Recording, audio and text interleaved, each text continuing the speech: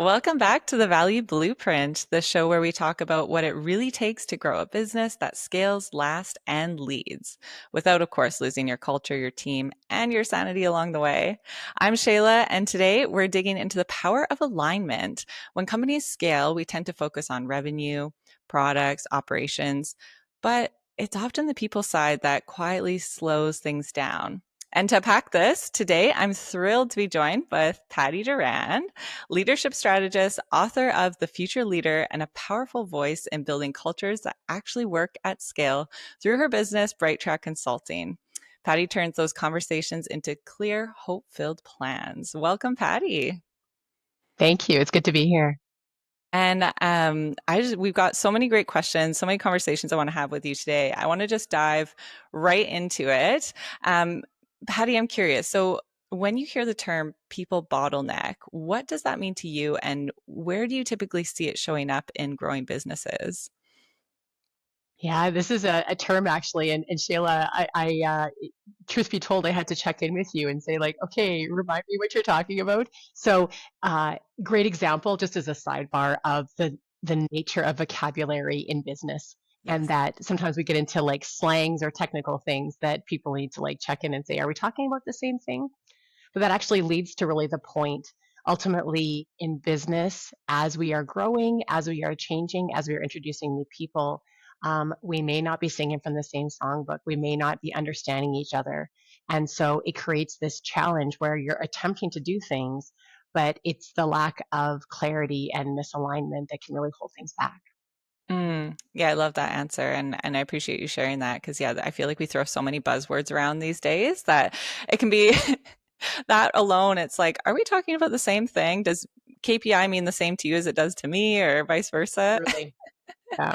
Yeah. So then let's maybe start with clarity. Why does scaling often cause it to fall apart in a business? In the businesses that I've seen most frequently, and I think we've all kind of come across situations where there's like this really incredible founder and really strong small team, either individual or a few people that are all on the same page. They've strategized together, they've imagined this together, and they're building it, and it's making sense.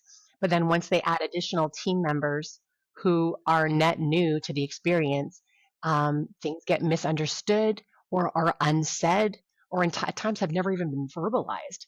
And so it creates this frustration and lack of clarity in terms of what exactly are we trying to achieve? What is everybody's job and role? What are we asking you to do? There's assumptions that are made that can really cause some pain, unfortunately. Mm. And how would you say like leaders can rebuild this intentionally, or even maybe some listeners are tuning in who are starting a business and they're thinking about adding team members. What's something that you see to help kind of keep this in mind? There's several things I would encourage. First of all, just to be able to establish a culture of where it's safe to ask questions and it's Mm, safe to not know the answer. And in fact, it is encouraged. So just as we did at the beginning of the podcast, I'm like, yes. I don't actually know what people bottleneck means, right? To have a safe space where Mhm. someone will have the confidence to say that, that starts from the top. That starts from the initiation of we agree that we cannot know everything and we make Mhm. it okay to not know everything, but we're going to ask about it. So that's one piece of it. I would say the other thing that really comes to mind in terms of clarity is um, really valuing fresh eyes. So when you have a Mm, newcomer to the business or mhm. to any situation, you only have fresh eyes for like this short period of time. And if you can really honor that and say, man, Shayla, welcome to the team. You will have questions and you will see things that we can't see anymore because we've been in it too long. Please ask us why we do stuff the way we do it. Sometimes there's a really good reason, and other times that's just because that's the way we always did it. And so those two little nuances of habits can really open up and remove some of the barriers that can hold back newcomers from um, getting a true understanding and coming into their own. I love that piece. And I mean, this is a bit of an aside, but kind of similar lines. Like, what are your thoughts then on like initial onboarding? Because most of the time, like that's a procedure that we want to really systemize and have that person go through in their first 3 months. But kind of what you're saying, like we almost need to create space within that that is a bit more unstructured so that we can hear others' thoughts. Because there's a reason, like you said, you hired someone because you hired them and you wanted that perspective. But I totally agree. I think that gets lost so quickly. Well, and lost or quashed, right? We're like Mhm. pushing it down. It's like, well, no, this is us, and you have to respect the way we do it, or whatever. Because there's, and my gosh, none of us know all the answers all the time, and there's always a better way to do things, almost always. Um, the other nuance that's in there that I would comment on is just that uh, especially in smaller businesses when you're attempting to scale, often there aren't standard operating procedures yet. There are many tasks that just you did it because you were the only person there, so you got took care of it. So delineating roles and having job descriptions and playing all of those things out is certainly optimal, but I would say less common in small businesses as they're scaling. And so um, having a space where there can just be Q&A to for someone to say, okay, well, actually, this is not clear. Explain this. Mhm. Also acknowledging that many founders, there are things they've done they've never put into words before. They may not Right. have the words. They may not Right. be able to actually describe what it is. And so either a third party or a team collaboration of unpacking some of those things, it takes time, but it can be a really good investment of time. Yeah. Oh, no, I appreciate that. Yeah, you're so right. Okay, let's shift into leadership now. What mindset shift does a founder or executive team need to make when they move from that kind of startup phase to scale up phase? So I would say that leadership shift really starts with that accountability piece. Often we have such egos and pride in this baby that is ours. I'm an entrepreneur too. I can be just as guilty of it. That we are not open to the possibility of feedback, and we're not necessarily accountable for the mistakes that we make along the way. And so, something that is significant and the strongest leaders have is a level of self awareness, some safe partners that are drawing to attention some other errors, and they are the first ones to put their hand up and say, "I dropped the ball." I actually belonged to a 4-part choir years ago, and we had a rule in our choir that if someone sang a wrong note in rehearsal, in particular, I guess not on stage, but in rehearsal, if you were trying and sang a wrong note, you put your hand up right away. Own it right now. Mm, I think about that often, mm. that it's so we tend to resist that ownership, but that's actually a really powerful leadership tool, and it makes it safe for other people to own their mistakes, and that can be really productive in the long run. And so something that self-awareness and your own personal accountability as a shifting leader to having more followers can be it can be learned and made a priority.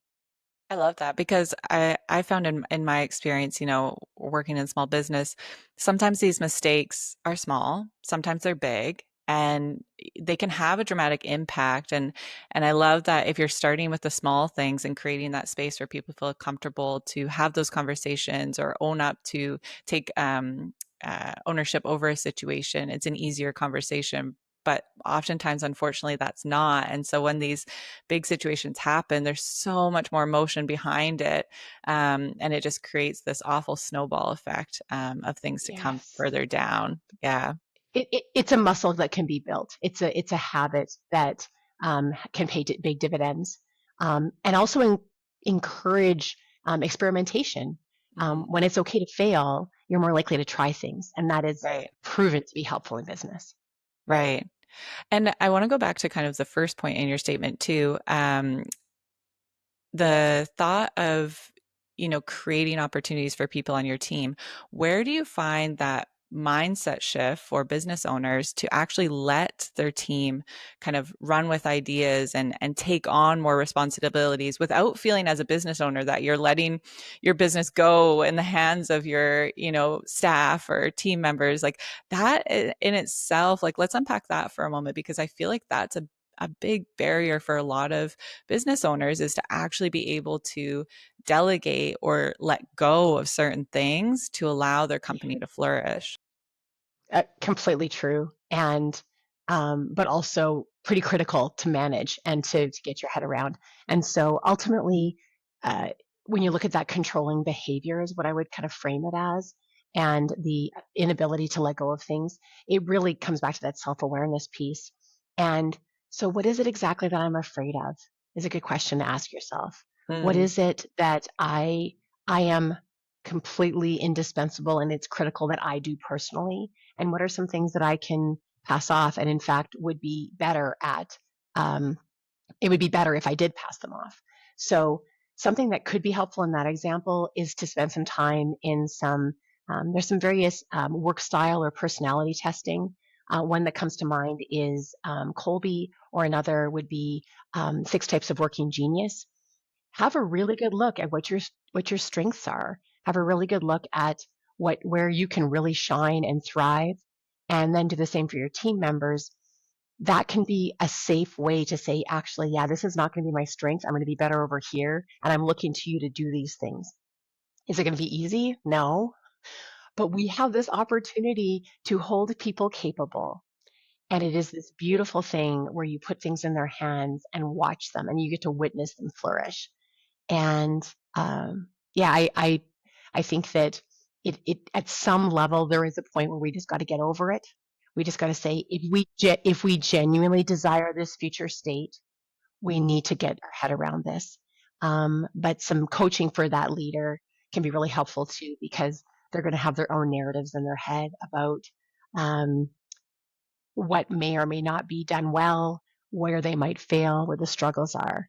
And so helping them to have someone to kind of question their assumptions or the fears that are popping up can be really helpful.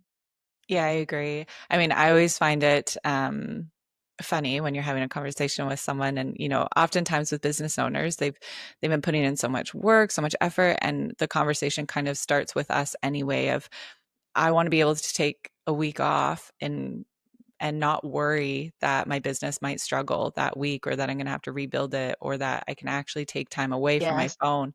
But then the follow up comment to that, when we start diving into like, okay, well, what processes are you struggling with, or what operation pieces are you feeling like you can't step away from? And we start walking through that process, and they're like, well, I can't hand that off. I can't have so and so do this. I can't, like it needs to be me. And we're like, interesting. Okay. So, Well, and I think about coaching a coach approach too, and this goes mm, for all humans, but I mhm, can't do that yet. So right. therefore, that yet is such a critical word.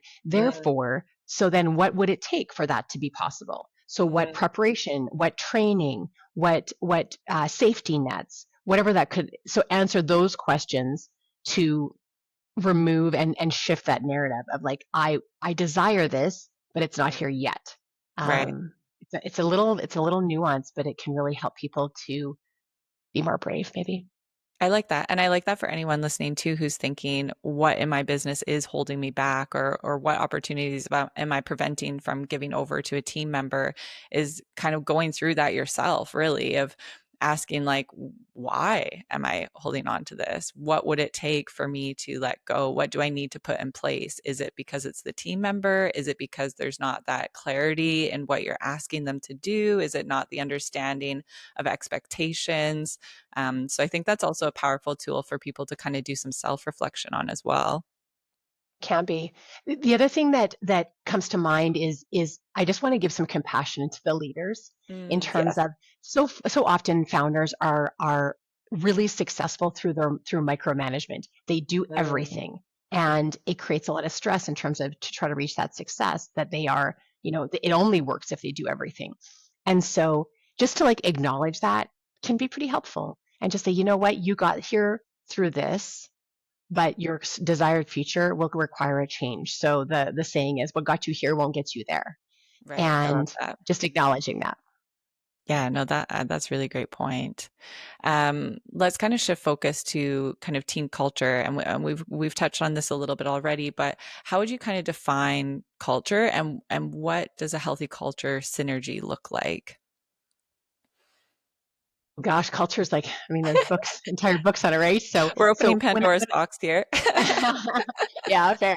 When I think about it, it is your way of being, the way that you choose to communicate, and that could include vocabulary or the media. So if it's texting, if it's WhatsApp, if you have a group chat, if you are always in person, if you're always remote, so those nuances and how that influences relationships. So how are we choosing to, deal with positive things? How are we choosing to deal with conflict? Is it always quashed down and we just are squashed down and we just never address it, or is it quickly clean up aisle 7 and then we keep going? So those nuances and nature of behavior, which when I think about leadership, that actually shifts from what your title is to how you behave every day. Mm, So people were like, I've certainly coached individuals who are like, yeah, I'm waiting to become the leader. I'm like, you can have leadership behavior right now. So that right. comes back to that accountability, that clarity, that circling back and correcting or repairing when necessary, to um, see the good and be a positive influence, but also speak straight when necessary. So all of those things contribute to culture, and that can be shaped by the actual leader. But ultimately, if everybody has a responsibility in it in creating a healthy culture, that's a great day and a good way to grow. Yeah. So we're talking about more than just team barbecues once a month. Yeah. Yeah, this is, I mean, potlucks are great. Don't get me wrong. I love a potluck. And I think that is a piece of it. But it's Hmm. also like we, and what we choose to do. Like we choose to, is be honest. We keep our promises. Hmm. We, when in doubt, we, check out. We check things out, or circle back when there's uncertainty. So Hmm. all of those things can actually be really helpful when everybody's trying to figure out their roles, and what is true today might be different in 6 months from now because of the need for adjustment while you're scaling. Do It's you think, oh, sorry. yeah. Yeah. Do you think that, you know, I've been part of businesses where they've talked about the type of culture they want to create within their business and how it aligns. And I've been part of them where that conversation doesn't happen, but it just kind of, as a team member, what the environment is like and what the culture just kind of becomes. Is there like, do you suggest one or the other when you're working with clients of like, this is, you should discuss with your team as to what you want it to look like? Or are you more in the mindset of it should be evident based on how you're showing up as a leader or kind of what you're doing through your actions? You know what? I probably am less likely to say that there's any one way to do something.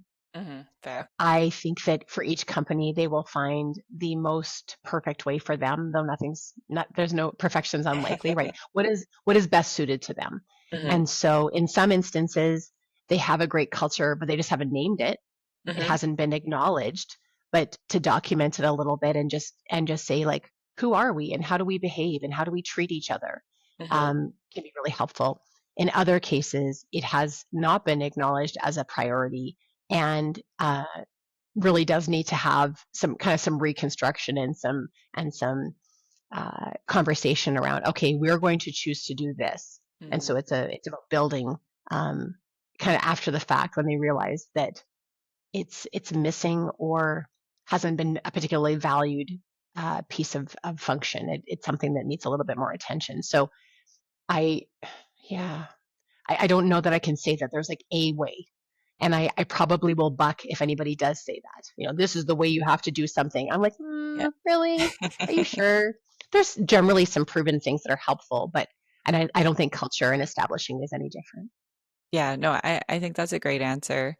Like you said, it really depends on the situation and what the business's priorities are. Like you said, if the biggest pain point at the moment is because there's this lack of synergy amongst everyone, then maybe stepping back and having that conversation to say, like, here's our company vision and mission. And in order to reach this, we need a team that is willing to kind of, XYZ, what your top qualities are in those team members, and kind of just, again, getting aligned on what that looks like together.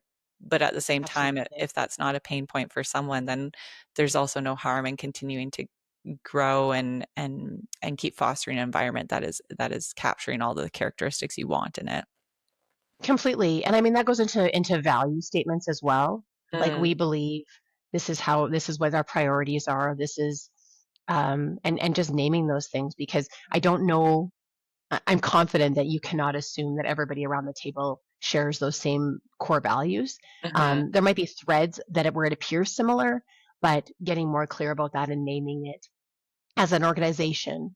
And then honestly, letting it evolve over time.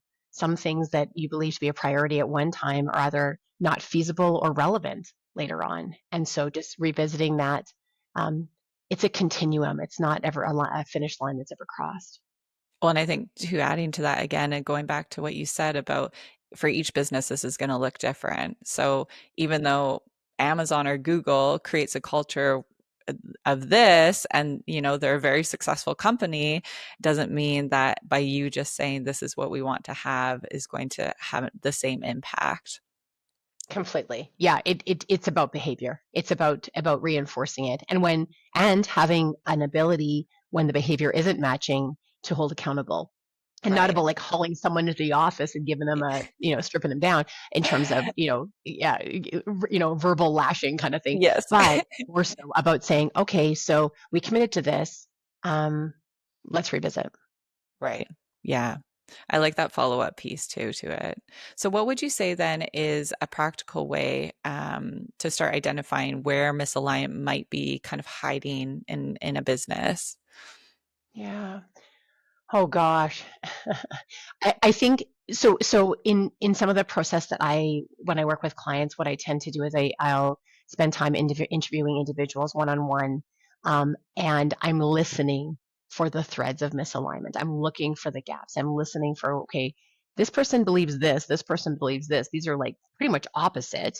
And Mm, so, and then the goal is not to like say, ha ha, I gotcha, but rather saying, help me understand why you think this and why you're thinking this kind of thing and create a safe space to actually talk about it.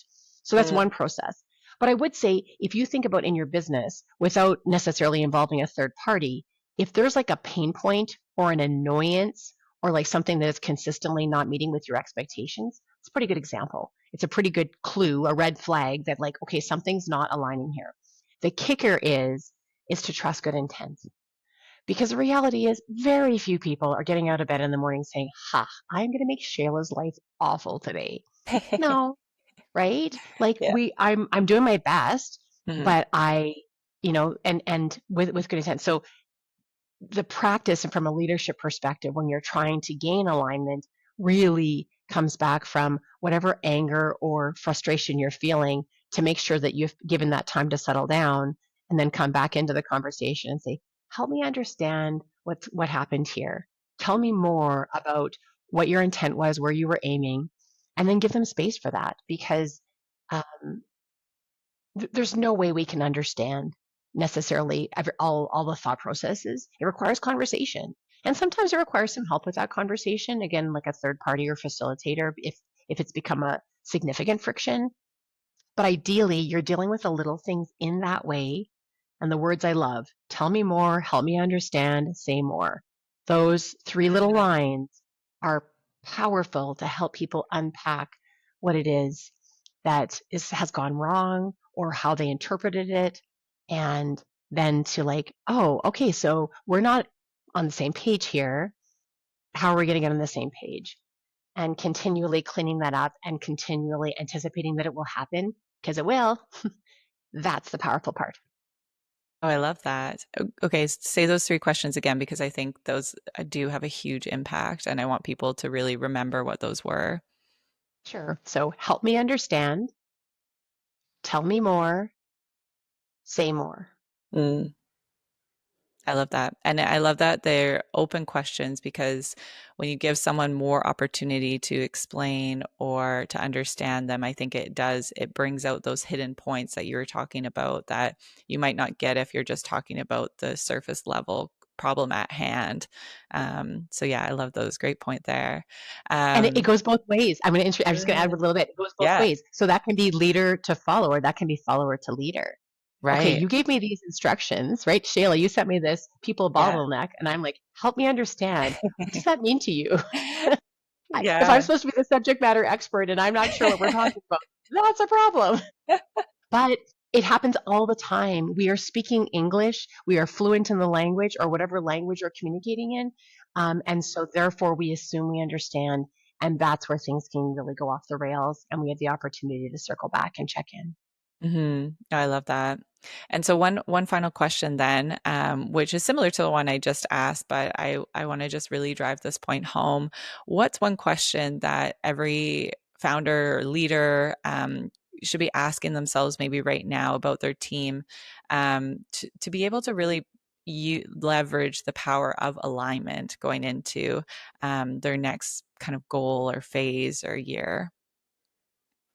I think leaders can be very um, vulnerable to not necessarily sharing all their thoughts or unpacking it consistently amongst the team.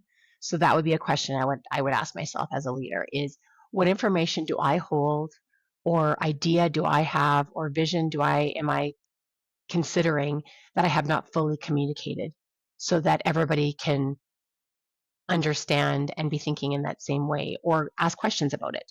So, what information do I hold that I'm the sole holder of, or there's only a limited group that could really hold back great ideas and suggestions from improving the whole process as we scale? I love that. What a great thought to end on. What a great question to meditate on. And just such a powerful conversation, all in all. I really hope that what we shared today and the conversations that we had are able to help align you and your team to be able to succeed and really scale to that next level. So, huge thank you for Patti for joining us today. If you want to learn more about her work, head to thefutureleader.ca or find her on LinkedIn, Patti Durand. I'll make sure to link that in our show notes for today as well. And of course, if you want tools to diagnose and fix your bottlenecks, head over to valuedriver.ca, connect with myself or one of our team members to help you take that next step as well. So, thanks for listening. We hope you enjoyed the content today. And if you did, please feel free to share it with a friend, subscribe, and keep tuning in for our episode next week.